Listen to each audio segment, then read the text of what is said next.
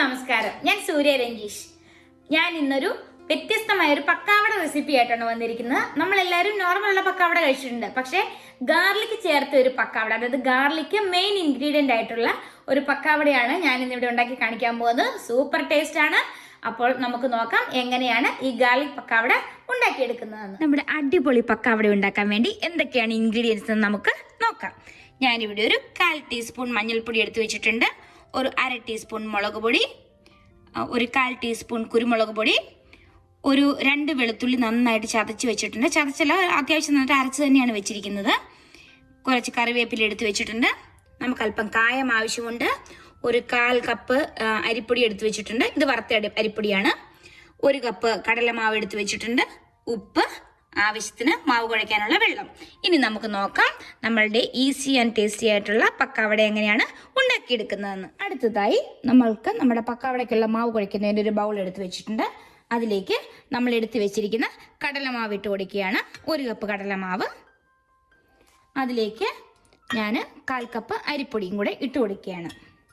ഇതുകൂടാതെ നമ്മൾ എടുത്ത് വെച്ചിരിക്കുന്ന എല്ലാ പൗഡറും ആഡ് ചെയ്യാൻ പോവാണ്. മുളക് പൊടി, മഞ്ഞൾപ്പൊടി,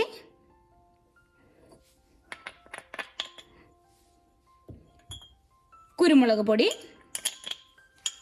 അതുകൂടാതെ നമ്മളുടെ വെളുത്തുള്ളി അരച്ചത്. ഈ വെളുത്തുള്ളി അരച്ച് ചേർക്കുമ്പോൾ ഒരു പ്രത്യേക ടേസ്റ്റാണ് കേട്ടോ നമ്മുടെ പക്കാവടയ്ക്ക്. ഇനി ഇതെല്ലാം കൂടെ ഞാനൊന്ന് മിക്സ് ചെയ്യാൻ പോവുകയാണ്. ഇതിലേക്ക് ഞാൻ അല്പം കായം കൂടി ഇടാൻ പോവുകയാണ്. ഒരു നുള്ള് കായം ഒരുപാട് ഇടരുത്. ഒരുപാട് ഇട്ട് കഴിഞ്ഞാൽ നമ്മുടെ പക്കാവടയ്ക്ക് ഒരു കയ്പ്പ് വരും. പക്ഷേ ആ കായത്തിൻ്റെ ഒരു ചെറിയ ടേസ്റ്റ് കിട്ടുമ്പോൾ നല്ലൊരു ഫ്ലേവറും ഉണ്ട്, അതുപോലെ തന്നെ നല്ലൊരു ടേസ്റ്റുമാണ്. പക്ഷെ അത് കൂടിപ്പോയി കഴിഞ്ഞാൽ നമ്മളുടെ പക്കാവടയ്ക്ക് ഭയങ്കര കയ്പ്പുമായി പോവും. അത് മാത്രമാണ്. നന്നായിട്ട് മിക്സ് ചെയ്ത ശേഷം നമുക്ക് ഇതിനെ നന്നായിട്ടൊന്ന് കുഴച്ചെടുക്കാം. അതിനുവേണ്ടി ഞാനിവിടെ കുറച്ച് വെള്ളം എടുത്ത് വെച്ചിട്ടുണ്ട്. ഞാൻ കൈ വെച്ച് തന്നെയാണ് കുഴയ്ക്കാൻ പോകുന്നത്. കുറച്ച് വെള്ളം ആദ്യം ഒഴിച്ചു കൊടുക്കുക. അതിനുശേഷം ഇത് കൈ വെച്ച് നന്നായിട്ട് ഇങ്ങനെ ഇളക്കി കൊടുക്കുക.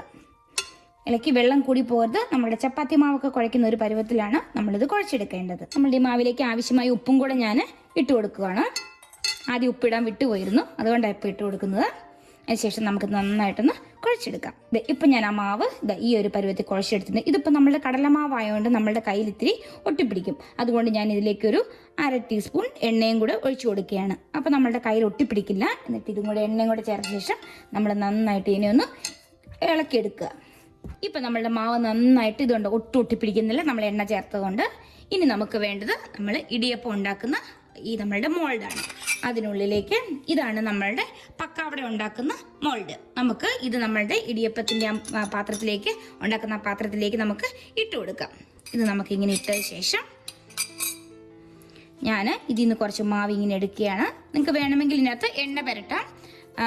ചില ഇതിലൊക്കെ ഒട്ടിപ്പിടിക്കും. ഞാൻ സാധാരണ ഉണ്ടാക്കുമ്പോൾ അങ്ങനെ എണ്ണ പുരട്ടണമെന്ന് നിർബന്ധമൊന്നുമില്ല. നമ്മൾ ഓൾറെഡി ഈ മാവിൽ തേച്ചിട്ടുണ്ടല്ലോ, അതുകൊണ്ട്. എന്നിട്ട് ഇതിനകത്തേക്ക് ഇതിങ്ങനെ ഫില്ല് ചെയ്യുക. ഇങ്ങനെ ഫില്ല് ചെയ്ത ശേഷം ഒരുപാട് നിറച്ച് ഫില്ല് ചെയ്യരുത്, ഒരു 1/4 ഭാഗം ഫില്ല് ചെയ്യുക. നമ്മളിങ്ങനെ മാവ് ഫില്ല് ചെയ്ത ശേഷം നമുക്ക് ഈ മോൾഡ് വെച്ച് ഇതിനെ ഒന്ന് അടയ്ക്കാം. ഇപ്പോൾ ഞാനിത് ഒരു പാനിൽ എണ്ണ ചൂടാകാൻ വെച്ചിട്ടുണ്ടായിരുന്നു. എണ്ണ നന്നായിട്ട് ചൂടായിട്ടുണ്ട്. ഈ സമയം ഞാൻ ഫ്ലെയിം ഒന്ന് കുറച്ച് വെക്കുകയാണ്. അതിനുശേഷം നമ്മൾ ഈ മോൾഡ് വെച്ച് നമ്മളിങ്ങനെ ചുറ്റിക്കുക. ചുറ്റിക്കുമ്പോൾ നമ്മുടെ പക്കാവട ഇങ്ങനെ വീഴും. ഇങ്ങനെ നല്ല റിബണായിട്ട് തന്നെ വീഴും. കണ്ടോ? തീ നന്നായിട്ട് കുറച്ച് വെക്കുക, ഇല്ലെങ്കിൽ പെട്ടെന്ന് തന്നെ കരിഞ്ഞു പോകാൻ ചാൻസ് ഉണ്ട്. അതുകൊണ്ട് തീ ഏറ്റവും കുറച്ചിടാൻ ശ്രദ്ധിക്കുക. ഇതിങ്ങനെ ഇടുക. അതിനുശേഷം ഇതൊരു സൈഡ് പെട്ടെന്ന് തന്നെ മൂത്ത് വരും. ഒരു സൈഡൊന്ന് മൂത്ത് വരുമ്പോൾ നമ്മളൊന്ന് തിരിച്ചിട്ട് കൊടുക്കുക. ഞാനിപ്പോൾ ഇതിനിങ്ങനെ പെട്ടെന്ന് തന്നെ ആവും, കടലമാവായതുകൊണ്ട്. അതുകൊണ്ട് ഞാൻ ഇതിനെ ഇങ്ങനെ എടുത്തൊന്ന് തിരിച്ചിടാൻ പോവുകയാണ്.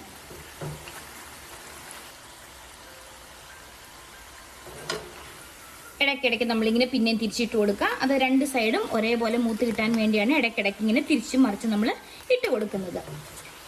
ഇത് വളരെ എളുപ്പമാണല്ലോ ഉണ്ടാക്കിയെടുക്കാൻ, അല്ലേ?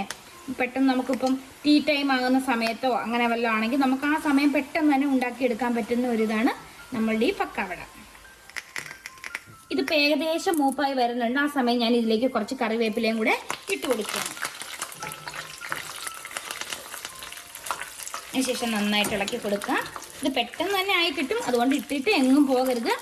ഇതുണ്ടോ? അപ്പം നമ്മൾ കോരി എടുക്കുമ്പോൾ ചിലപ്പോൾ കളർ കുറവാണെന്ന് തോന്നും, പക്ഷേ നമ്മൾ ആ കോരി എടുത്തിട്ട് തണുക്കുമ്പോഴത്തേന് ഇതിന് നല്ല കളർ വെക്കും. പിന്നെ മുളക് പൊടി ഞാൻ കുറച്ചാണ് ഇട്ടിട്ടുള്ള കുട്ടികൾക്ക് കൊടുക്കേണ്ടതുകൊണ്ട്.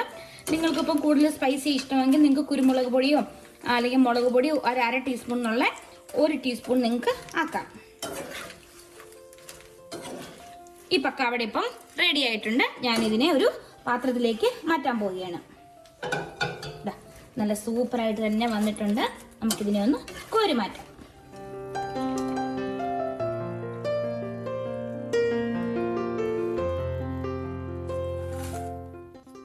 നല്ല അടിപൊളിയായിട്ട് തന്നെ വന്നിട്ടുണ്ട്. ഇതുപോലെ നമുക്ക് ബാക്കിയിരിക്കുന്ന പക്കാവടയും റെഡിയാക്കി എടുക്കാം.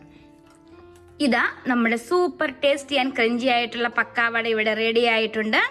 നല്ല സൂപ്പർ കളറിലൊക്കെ വന്നിട്ടുണ്ട്. ഞാൻ പറഞ്ഞല്ലോ ഓൾറെഡി, നമ്മളിത് വറുത്ത് കോരുന്ന സമയത്ത് അത്ര കളർ കുറവായിരിക്കും, പക്ഷെ അത് തണുക്കുമ്പോഴത്തേനും നല്ല കളർ വെക്കും.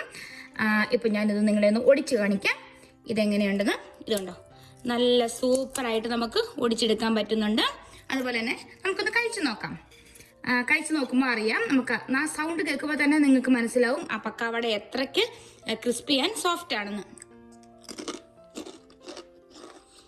കണ്ടോ, നല്ല സൂപ്പറായിട്ട് എനിക്ക് കഴിക്കാൻ പറ്റുന്നുണ്ട്. നന്നായിട്ട് ഒടിക്കുക കണ്ടോ, ആ ഒടിക്കുമ്പോൾ തന്നെ ആ സൗണ്ട് കേൾക്കാൻ പറ്റുന്നുണ്ട്. ഇത് ഒട്ടും ഹാർഡായി പോയിട്ടില്ല. ഞാൻ ഈ പറഞ്ഞ അളവിൽ നിങ്ങൾ ചെയ്യുവാണെങ്കിൽ നിങ്ങൾക്കും ഇതുപോലെ തന്നെ സൂപ്പറായിട്ടുള്ള പക്കാവട വീട്ടിൽ തന്നെ നമുക്ക് ടീ ടൈം എപ്പോഴാണ് അതിനൊരു 10 മിനിറ്റ് മുമ്പേ നമുക്ക് ഉണ്ടാക്കിയാൽ മതിയാവും. നല്ല ചൂടോടെ തന്നെ നല്ലൊരു കട്ടൻ ചായയോ അല്ലെങ്കിൽ ഒരു കട്ടൻ കാപ്പിയും നല്ല ചൂട് പക്കാവടയും കൂടി ആകുമ്പോൾ സൂപ്പർ ടേസ്റ്റ് ആയിരിക്കും. അപ്പം നിങ്ങളും ഇതുപോലെ തന്നെ ഒന്ന് ഉണ്ടാക്കി നോക്കുക. ഉണ്ടാക്കി നോക്കിയിട്ട് അഭിപ്രായം പറയണം. ഇനി നല്ലൊരു വീഡിയോ ആയിട്ട് കാണുന്നവരെ ബൈ ബൈ.